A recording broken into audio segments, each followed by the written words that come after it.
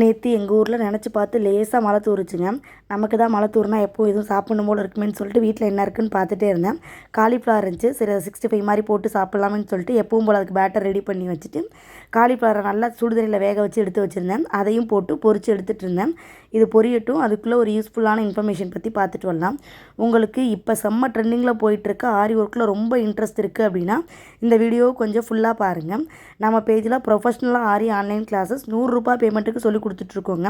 உங்களுக்கு ஆரி பற்றி எந்த நாலேஜுமே இல்லை ப்ரீவியஸாக, இந்த மாதிரி நீடில் எப்படி பிடிக்கணும்னு தெரியாட்டி கூட பரவாயில்ல, நம்ம பேஜில் பேசிக் டு அட்வான்ஸ் லெவல் சொல்லி கொடுத்துட்ருக்கோம். இந்த மாதிரி எல்லா ஸ்டேஜஸும் கவர் பண்ண பிறகு ஹெவி பிரைடல், இந்த வீடியோவில் காட்டியிருக்கேன், இந்த மாதிரி ஹெவி பிரைடல் ஆரி ஒர்க் எப்படி போடுன்ற வரைக்கும் ₹100 பேமெண்ட்டுக்கு சொல்லி கொடுத்துட்ருக்கோங்க. இன்ட்ரெஸ்ட் இருக்குது அப்படின்னா மேலே இருக்க வாட்ஸ்அப் நம்பருக்கு மெசேஜ் போட்டு விடுங்க. நீங்களும் ₹100 பேமெண்ட்டுக்கு டீட்டெயில்டு ஆரி ஒர்க் படிக்கலாம். காலிஃப்ளவர் 65 மட்டும் இருந்துச்சு. திவான் அதை அப்படியே கொஞ்சம் ஹனி மட்டும் போட்டு ரெடி பண்ணி கொடுங்கன்னு சொன்னாங்க.